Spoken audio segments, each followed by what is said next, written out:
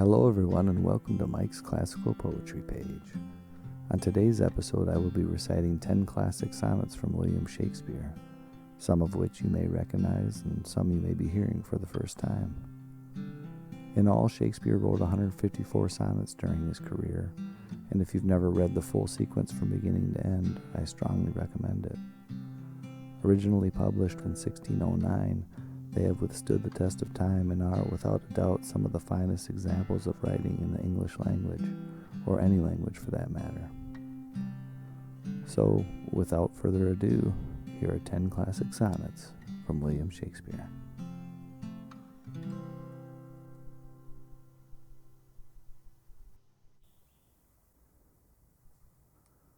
Sonnet number 15 by William Shakespeare. When I consider everything that grows, holds in perfection but a little moment, that this huge stage presenteth not but shows, whereon the stars in secret influence comment.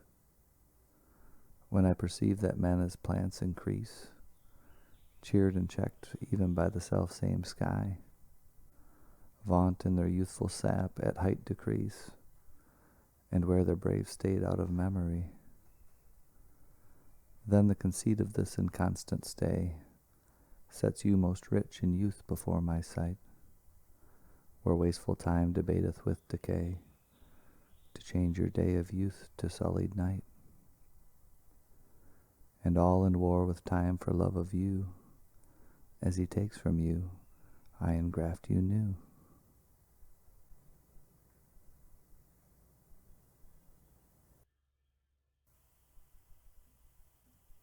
Sonnet number 18 by William Shakespeare.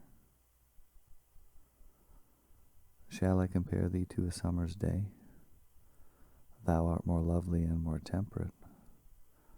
Rough winds do shake the darling buds of May, and summer's lease hath all too short a date. Sometime too hot the eye of heaven shines, and often is his gold complexion dimmed, and every fair from fair sometime declines, by chance or nature's changing course untrimmed. But thy eternal summer shall not fade, nor lose possession of that fair thou owest, nor shall death brag thou wanderest in his shade, when in eternal lines to time thou growest.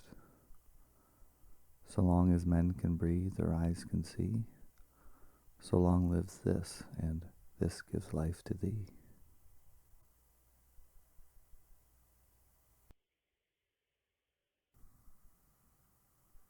Sonnet 29 by William Shakespeare. When in disgrace with fortune and men's eyes, I all alone beweep my outcast state, and trouble deaf heaven with my bootless cries, and look upon myself and curse my fate, wishing me like to one more rich in hope, featured like him with friends possessed, desiring this man's art and that man's scope, with what I most enjoy contented least. Yet in these thoughts myself almost despising, haply I think on thee and them my state, like to the lark at break of day arising, from sullen earth sings hymns at heaven's gate. For thy sweet love remembered such wealth brings, that then I scorn to change my state with kings.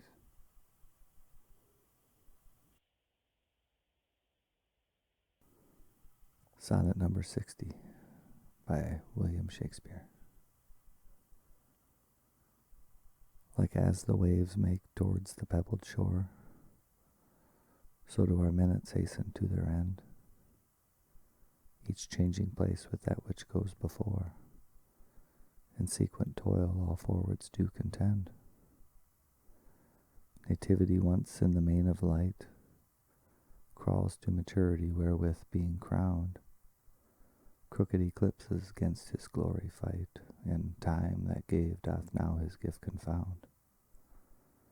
Time doth transfix the flourish set on youth, and delves the parallels in beauty's brow, feeds on the rarities of nature's truth, and nothing stands but for his scythe to mow.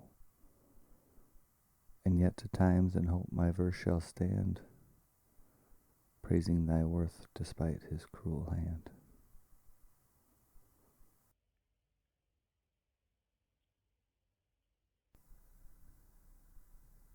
Sonnet number 66 by William Shakespeare. Tired with all these, for restful death I cry, as to behold desert a beggar born, and needy nothing trimmed in jollity, and purest faith unhappily forsworn, and gilded honor shamefully misplaced, and maiden virtue rudely strumpeted, and right perfection wrongfully disgraced, and strength by limping sway disabled, and art made tongue-tied by authority, and folly doctor-like controlling skill, and simple truths miscalled simplicity, and captive good attending captain ill. Tired with all these, from these would I be gone, save that to die I leave my love alone.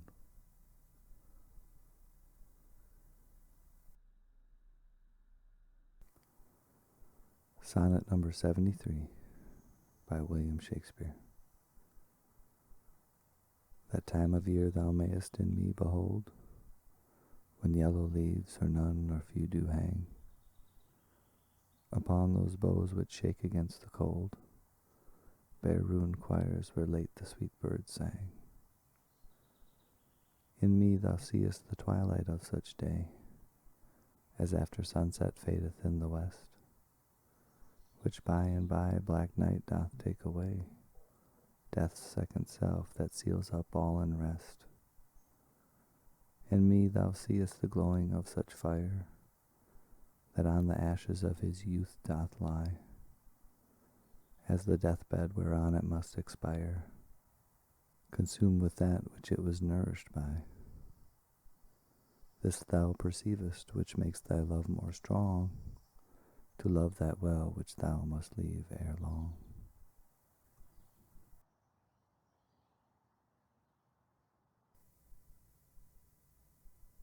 Sonnet number 91 by William Shakespeare.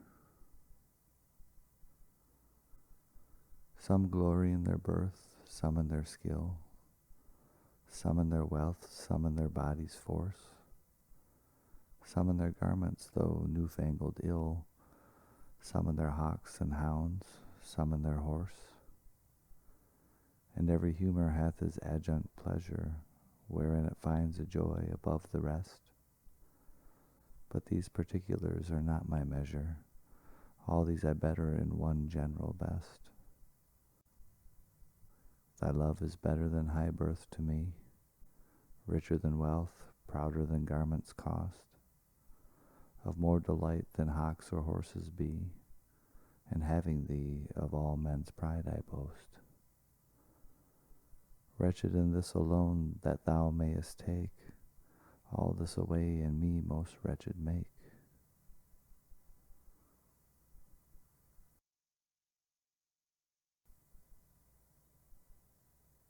Sonnet number 94 by William Shakespeare. They that have power to hurt and will do none, that do not do the thing they most do show, who, moving others, are themselves a stone, unmoved, cold, and to temptation slow. They rightly do inherit heaven's graces, and husband nature's riches from expense. They are the lords and owners of their faces, others but stewards of their excellence. The summer's flower is to the summer sweet, though to itself it only live and die.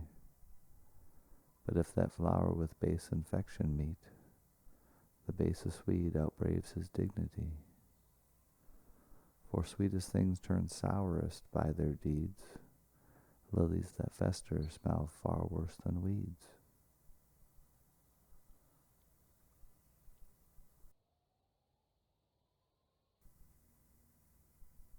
Sonnet number 116 by William Shakespeare. Let me not to the marriage of true minds admit impediments. Love is not love which alters when it alteration finds, or bends with the remover to remove. Oh no, it is an ever fixed mark that looks on tempests and is never shaken. It is the star to every wandering bark, whose worth's unknown, although his height be taken. Love's not time's fool, though rosy lips and cheeks within his bending sickle's compass come. Love alters not with his brief hours and weeks, but bears it out even to the edge of doom. If this be error and upon me proved, I never writ, nor no man ever loved.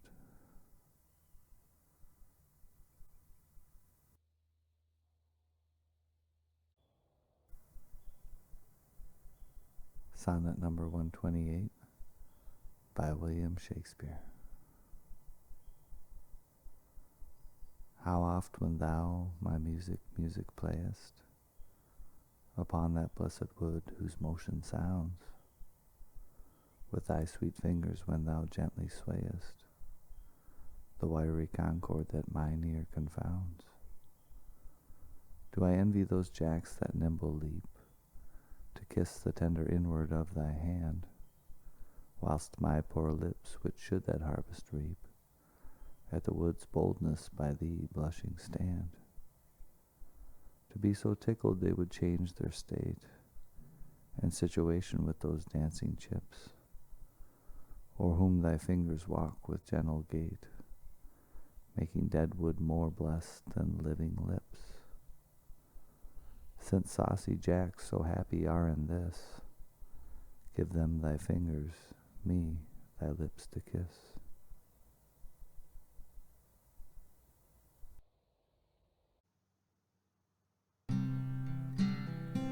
So that concludes this episode of Mike's Classical Poetry Page. I hope you enjoyed listening. Like and subscribe below and follow the banner for additional episodes. Hope you have a great rest of your day.